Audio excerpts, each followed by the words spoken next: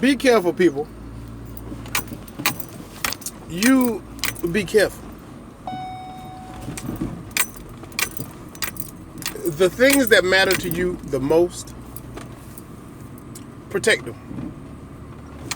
The people that matter to you the most, do your best to protect them. Okay? If somebody's putting themselves in harm's way, making it a habit of doing so, okay, you're only going to be able to do but so much before they're going to fall victim to whatever that is. And it's still going to negatively affect you because you don't want to see nothing happen to them. Even if they're not taking the preventative measures to keep it from happening to themselves, you're still going to feel hurt or still feel some type of sorrow or loss, whatever it comes down to.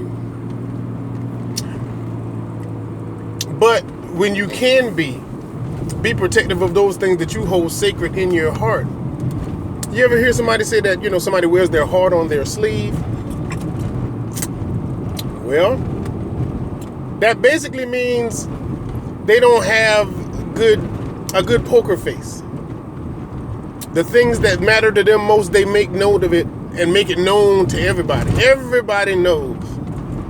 Everybody knows. They tell it, they testify to it, they attest to it, they can't get enough of talking about it to the point where if anybody is describing you, you're described by that thing that you like, love, or hold so sacred a lot of times. Sometimes it happens like that. I say a lot of times because if it's not something that's truly, like something that would be offensive to make mention of, if it's something that you just like in general, people still make note of it. That you are that person that likes this. You're that person that likes giraffes. You got a giraffe shirt. You got a commemorative giraffe hat. You got insignias with giraffes on them shits. I find it stupid, but you have a thing for giraffes. Okay?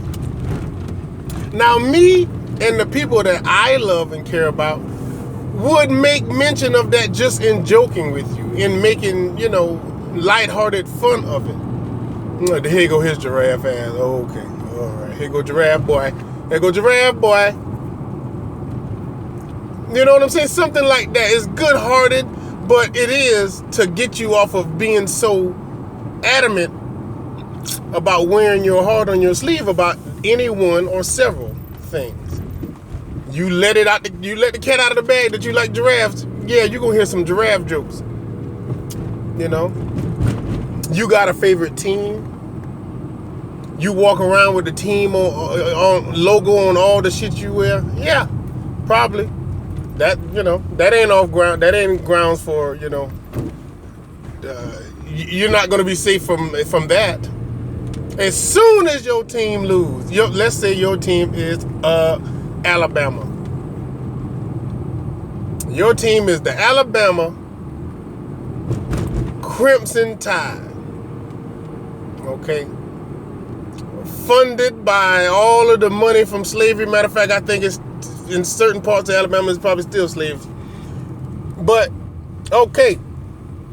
When Alabama loses, here come everybody to joke, to pick at, to make fun of you. You know why? Because you got an Alabama hat, you got Alabama slippers, your child's first word was Alabama, and all the lies you done told about Alabama, and you preach it to the next generation, you won't let up. So now it's, oh yeah, they can't wait for Alabama to lose, because here come everybody to come to your desk, or come by your post, or come to your house, or give you a call, or send you a text. You got to turn your phone off. Because you done made it so clear and made it so known that you love any and all things Alabama. You know what I'm saying? Depending on who and how you are as a person. If you can stand it, if you can dish it out, if you can take it and give it, absolutely, ain't nothing wrong with it. That's good-hearted fun with people, who are the same way about their team, and they just know who your team is, but y'all are all part of the college football bullshit, phenomena. So there's no problem there. There's no problem there. That's cool. But if you're one of the people that get mad, want to cuss and fight, or want to argue back at people, or no, it didn't. We didn't really lose. Well, shit, I saw the score. I was watching the end of the game. Your bitches wasn't winning in, and your damn sure ain't won nothing. They go to stats right there. The standings have come out, and you're one loss down. So you're, if you're one of them people, then yeah, keep your business to yourself. Keep the things that you like and hold sacred to yourself, and keep those things you don't want mentioned, ridiculed, or put in your face. Keep them to yourself. Keep them to yourself.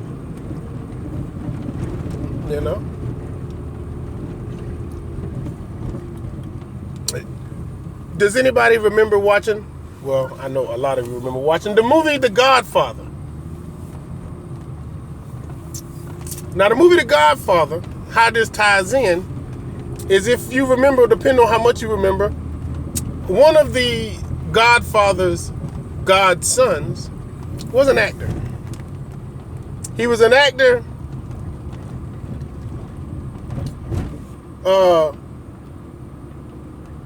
Was he? Yeah, he was an actor. He was living out in Hollywood. He came to the Godfather's house on the day of his Godfather's daughter's wedding. Okay. And the problem that he had was that he couldn't get a part in the movie. He knew it would be the best part because he knew he could play the part. He read the script and he saw this guy was just like me. I wouldn't even have to act. I could just be myself and be a movie star, be back on top again. I'm late in the game in my career, and this movie right here will put me back at top. Well, the director knew that and he didn't want to do that. Why? Because this man had screwed somebody that he liked, or whatever it was. So, the Godfather sent somebody to go visit this director to try to get him to change his mind. The first thing the director does, as soon as somebody come try to tell him what he gonna do about his stuff, his movie, his place, his people, he tell him, you go to hell. You don't tell me nothing about nothing. Okay. And the person that came to visit the director had to let him know, the Godfather sent me. Now, you do know that. And he's like, oh, okay, whoa. Well, then let's talk further. I didn't know who you was or what you were talking about, so now let's talk further.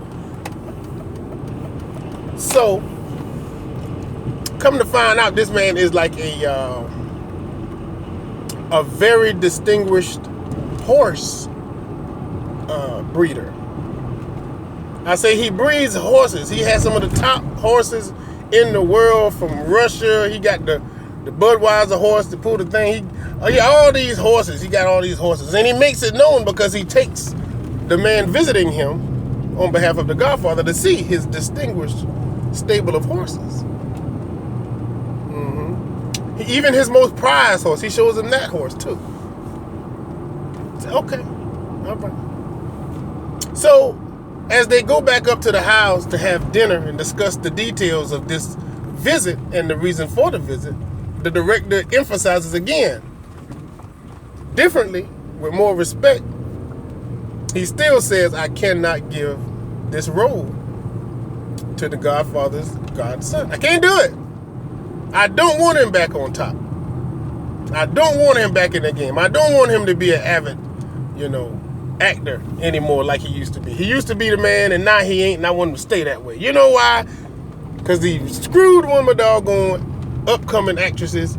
He ran down on her, he put that back cock on her, and it ruined her. Now that's all she want to do. All she want to do now is just get cock from him, that's it.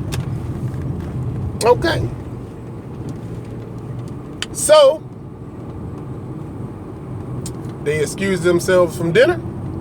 He says, okay, well, I'll go back and tell the Godfather exactly what you said. The Godfather is somebody who demands to get bad news immediately. Okay. So he leaves. He gets on a plane. Before they show him having landed to give this news to the Godfather, later that night, this director wakes up to the exact horse that he displayed that made him the most money, that was the best of the best, number one horse to stud in his stable, that horse's head was cut off and put in his bed, in his sleeping bed. Because they knew he was going to be a hard ass. They knew he was going to give them shit. And they already had it set up to take something he loved and cared about and destroy it. To let them know how serious they was about what they was asking. But we ain't asking twice, bitch. Ain't gonna be no asking twice. I'm telling you now, this is what I want. I want my nephew to get the part, and just because I think you might have a problem, you're gonna get something killed before we leave here. They killed his number one prize horse and put the head of that horse in his marital bed. And that's what he woke up to. And he knew then, these motherfuckers ain't playing.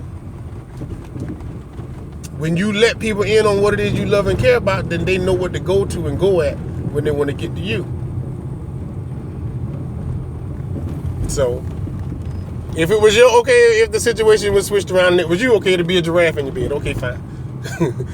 The Godfather would have cut the giraffe head off and put it in your bed. You got a giraffe, he gonna cut the head off the giraffe and put it in your bed because you love your giraffe so much.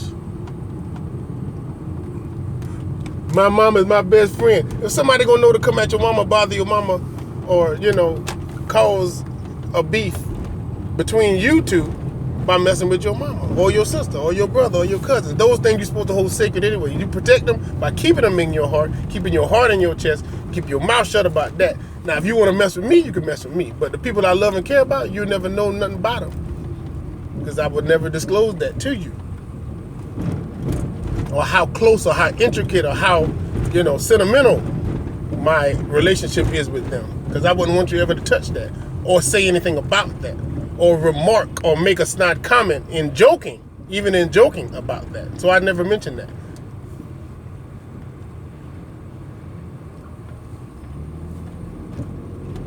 And there ended the lesson.